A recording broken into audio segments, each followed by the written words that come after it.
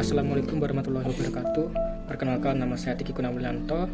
Saya berasal dari jurusan Teknik Akuntansi Keuangan, MPM 7342 30004. Perkenalkan, nama saya Muhammad Imtiaz Nur, kelas 2A dengan nomor MPM 7342 330. Baik, kita langsung saja ke materinya. Kita mulai dari pengertiannya.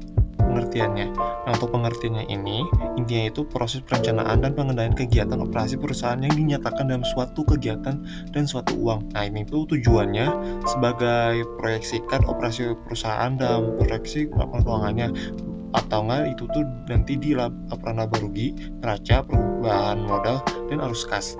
Nah, habis pengertiannya ini, ada juga nih fungsi, manfaat, dan syaratnya. Nah, untuk fungsinya itu sebagai planning, perencanaan, organizing, actuating, sebagai aksi, dan kontrol pengendalian. Nah, juga nih ada nih beberapa manfaatnya. Nah, manfaatnya ini terdapat perencanaan terpadu, pedoman pelaksanaan perusahaan, alat pengkoordinasian, alat pengawasan kerja, dan sebagai alat evaluasi perusahaan. Nah, untuk syarat-syaratnya ini ada beberapa syarat. Nah, syarat pertama ini sebagai perencanaan terpadu, kedua sebagai pedoman pelaksanaan perusahaan, ketiga sebagai alat pengkoordinasian, empat sebagai alat pengawasan kerja, 5 sebagai alat evaluasi perusahaan.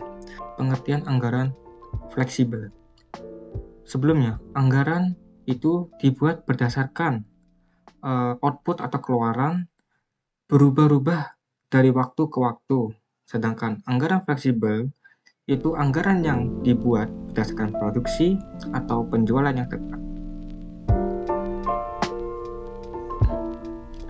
Kegunaan anggaran fleksibel ini, yang pertama, dapat dipakai untuk merumuskan anggaran sebelum adanya data taksiran tingkat aktivitas. Kedua, dapat dipakai setelah adanya data untuk menghitung berapa seharusnya biaya untuk tingkat aktivitas aktual atau aktivitas sebenarnya. Ketiga, membantu manajemen dalam menghadapi ketidakpastian dengan memampukan mereka untuk melihat taksiran hasil dalam kisaran aktivitas tertentu.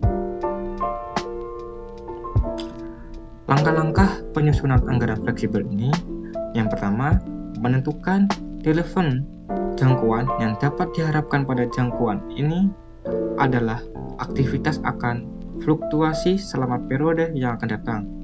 Kedua, menganalisa biaya pada jangkauan ini dengan menentukan pola perilaku biaya tetap, biaya variabel, dan biaya campuran. Ketiga, memisahkan biaya berdasarkan pola perilakunya dengan menentukan rumus biaya variabel dan biaya campuran.